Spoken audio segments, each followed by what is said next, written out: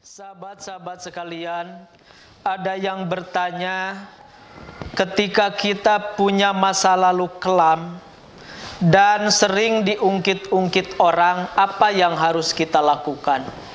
Sahabat yang dirahmati Allah, setidaknya ada 5 hal yang harus kita lakukan jika kita punya masa lalu kelam dan diungkit-ungkit oleh orang. Yang pertama, pastikan masa lalu kelam itu, dosa-dosa itu, maksiat-maksiat itu, kezoliman kita itu sudah ditaubati. Pastikan dulu itu sebelum kita merespon ya, mungkin pengungkitan dari orang-orang lingkungan sekitar. Pastikan dulu dosa-dosa itu, masa lalu kelam itu sudah kita taubati. Itu saja PR-nya. Taubat saja dulu. Baru jika sudah kita taubat, yang nomor kedua, terima takdir ini. Artinya takdir diungkit orang, diomongin orang, direndahkan orang, terima. Kenapa? Karena kadangkala Allah meminjam orang-orang tertentu untuk menguji benar nggak taubat kita, untuk menguji benar kita nggak ingin memperbaiki diri. Maka kalau kita responnya salah, nggak benar, dengan nafsu, dengan amarah, berarti gagal kita.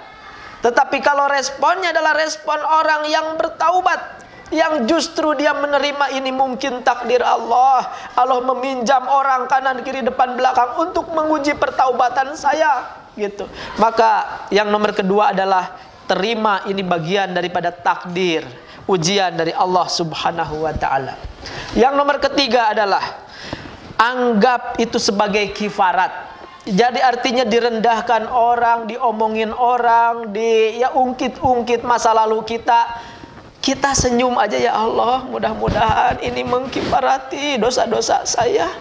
Mudah-mudahan rasa sakit manusiawi, sakit hati, direndahkan, dihina, diungkit-ungkit, memang sakit secara manusiawi, tapi kita senyumin aja. Mudah-mudahan ini mungkin sebagai bentuk kifarat dari Allah untuk mencuci saya atas dosa-dosa masa lalu. Saya menerima, ya Allah, saya menerima. Jadi sekali lagi, anggap sebagai kifarat atas dosa-dosa kita. Yang nomor keempat, ya, kalau orang itu masih terus, kita udah taubat, kita udah menerima keadaan, kita anggap sebagai kifarat, tapi misalnya terus aja menzolimi kita, tentu kita punya hak untuk menyampaikan nasihat. Wa tawassaw bil haq wa tawassaw bis sabr. Sampaikan, semua orang punya masa lalu, tapi semua orang juga punya masa depan. Saya insya Allah mudah-mudahan sudah tertaubati dan saya punya masa depan untuk baik, maka dukunglah saya untuk baik. Satu, ingatkan itu. Yang nomor kedua, ingatkan ke orangnya juga. Nggak salah kita mengingatkan.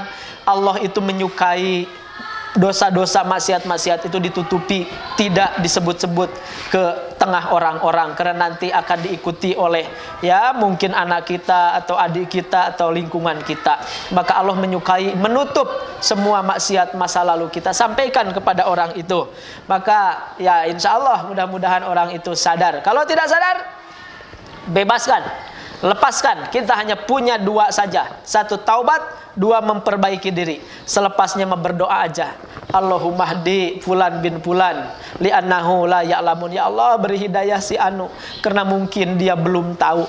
Ya Allah, mudah-mudahan beliau disadarkan bahwa mengorek-ngorek aib orang lain, masa lalu orang lain itu tidak baik. Berdoa saja dan teruslah istiqomah, ya, mendekat diri kepada Allah dari pertaubatan kita. Insya Allah tidak akan ada yang membahayakan dalam hidup kita, orang lain siapapun, kecuali yang paling membahayakan itu adalah diri kita sendiri yang menyikapi orang lain tidak benar. Maka doakan, maafkan.